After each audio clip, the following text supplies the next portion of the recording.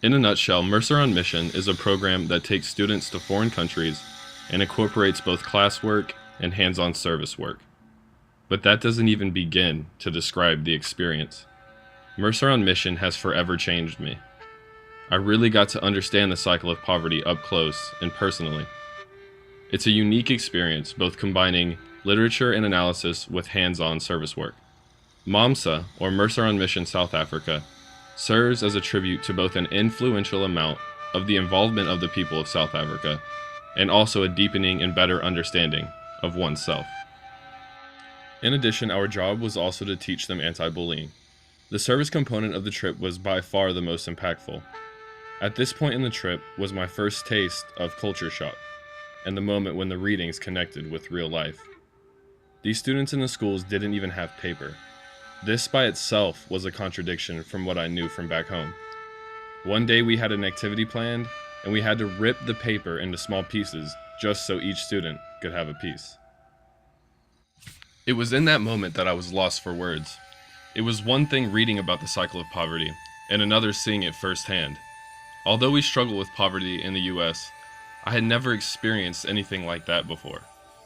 It's no wonder that these people are stuck in this cycle of poverty. Generally speaking, the cycle of poverty is when those who are impoverished one way or another stay impoverished from generation to the next because they lack the means to break the cycle. That is to say, they lack the educational, social, and cultural ability to change their current condition. The lack of paper in this school is the most ground-level example that I saw on the trip. It's these sorts of things that make escaping from the cycle impossible for Black South Africans. Another example of this would be a conversation I had with Miss Thomas. Miss Thomas was a teacher at Caravel Primary, the school I was working in. Miss Thomas explained to me her sentiment for the stagnation of the education system in South Africa, and for not the extreme poverty she was facing, would love to come and teach in America. I felt an overwhelming sadness when she was explaining this to me. I felt in that moment that I wanted to take her back to America with me just to give her a different life. But then I realized that even if I had the ability, I wouldn't really be making an impact on South African life. The problems in South Africa are systemic.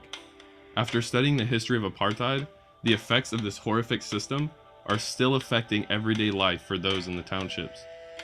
The lack of paper and Miss Thomas's story are two reminders of the difficulties and struggles for Black South Africans.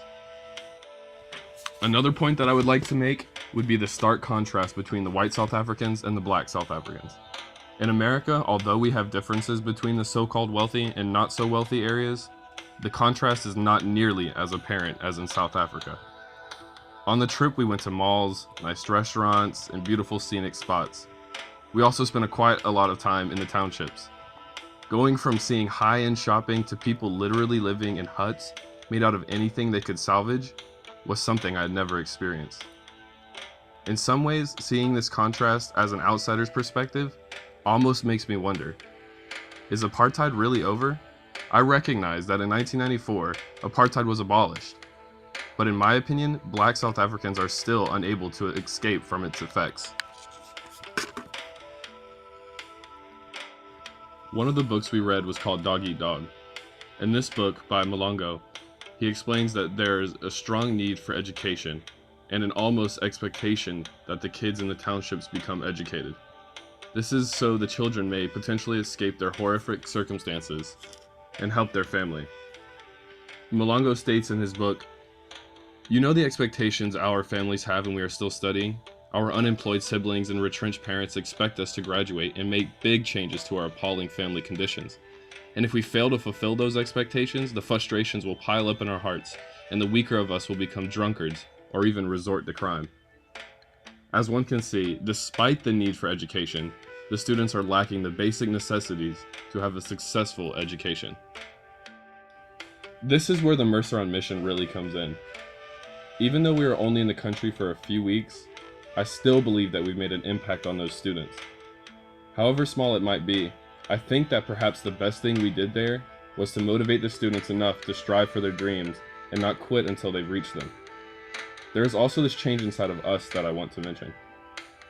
Going on this journey has changed me personally in a number of ways. I now have this almost guilt-like feeling after returning from the trip. As I've previously mentioned, before going, I never experienced that sort of poverty or struggle. And now that I have experienced it firsthand, I feel like I need to do something about it.